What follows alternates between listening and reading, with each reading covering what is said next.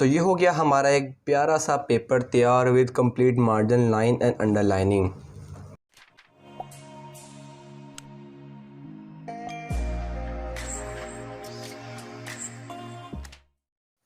अस्सलामुअलैकुम दोस्तों, मेरा नाम फ़ैज़ान तनवीर है और लेकर आ गया हूँ बड़ी मज़ेदार आज की वीडियो। आज की वीडियो में हम लोग सीखेंगे कि किस तरीके से आपने मेन हेडिंग्स के नीचे अंडरलाइनिंग करनी है और किस तरीके से आप लोगों ने जो मार्जिन लाइंस है उनको ड्रॉ करना है विद फुल पेपर प्रेजेंटेशन। तो आज की वीडियो एक मास्टर क्लास होने वाली है आप लोगों के लिए। इसमें सिर्फ मैं आपको मार्जिन लाइन्स और अंडरलाइनिंग का तरीका, एक बेस्ट तरीका बताऊँगा जो कि आप लोगों को करना चाहिए अपने बोर्ड के एग्ज़ाम्स के अंदर।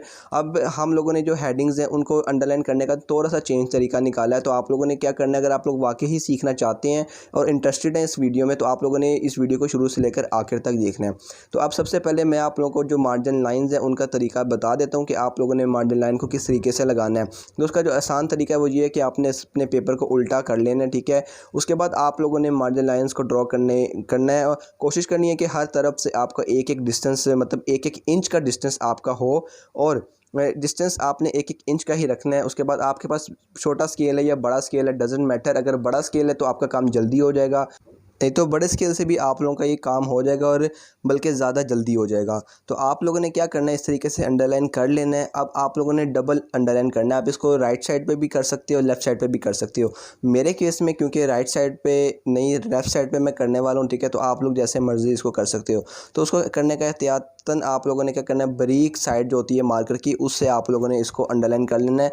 हाँ, बस कोशिश करनी है कि आपकी जो दोनों लाइनें हैं वो आपस में मिल ना जाएँ, अलग अलग रहें ताकि खूबसूरत लगें। तो ये हमारी जो मार्जिन लाइन है वो तैयार हो चुकी है। अब आप लोग इसको देख सकते हैं कि कितनी खूबसूरत लग रही है मार्जिन लाइन अपने पेपर प्रेजेंटेशन के पॉइंट ऑफ व्यू से।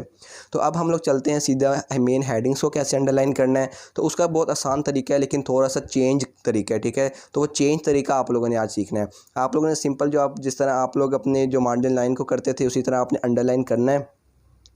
और इस तरीके से अब आप लोगों ने सिंगल अंडरलाइन नहीं करना क्योंकि हमारी जो हेडिंग्स है उनका साइज़ बड़ा है। तो हम लोगों ने क्या करना है, बड़ा मतलब दोबारा से इसको अंडरलाइन करना है। इसकी जो विड्थ है वो बड़ी होनी चाहिए जो अंडरलाइन कर रहे हो। इसको आपने इस तरीके को सिर्फ आपने अपने जो मेन हेडिंग्स है वहीं पर रखना है। इसके बाद आपने इसको दोबारा से बारीक अंडरलाइन करना है। तो अब आप लोग देखें कि कितनी खूबसूरत लग रही है हमारी मेन हेडिंग। यही काम हमने बाकी जो मेन हेडिंग्स है सिर्फ उनके साथ करना है। जो हमारी सब हेडिंग्स होंगी या क्वेश्चंस की हेडिंग, उनके साथ ये काम नहीं होगा। तो ये देख सकते हैं कि किस तरीके से आप लोगों ने काम करना है। उम्मीद कर रहा हूँ कि आप लोगों को मज़ा आ रहा होगा, वीडियो में चीज़ें नई नई सीखने को मिल रही होंगी। एट द एंड आपने बस प्रेजेंटेशन को देखने के प्रेजेंटेशन कितनी खूबसूरत लगेगी इस तरीके के काम के साथ, ठीक है। आप लोग सिंगल अंडरलाइन भी कर सकते हैं अगर आपकी राइटिंग छोटी है, लेकिन डबल अंडरलाइन करना ज़्यादा अच्छा लगेगा।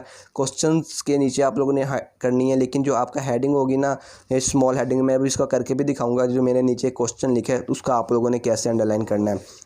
तो इस तरीके से अब हम लोग कर रहे हैं अपने क्वेश्चन की अंडरलाइनिंग। उसका तरीका बिल्कुल पहले जैसा मार्जिन लाइन वाला है, सिर्फ एक बार आपने मोटी वाली लाइन लगानी है और एक बार बारीक वाली लाइन लगानी है, डबल अंडरलाइन करना है। लेकिन जो हमारा जो मेन हेडिंग्स थी उनको हम लोगों ने, जैसा आप लोगों ने देख लिया कि डबल अंडरलाइनिंग की है।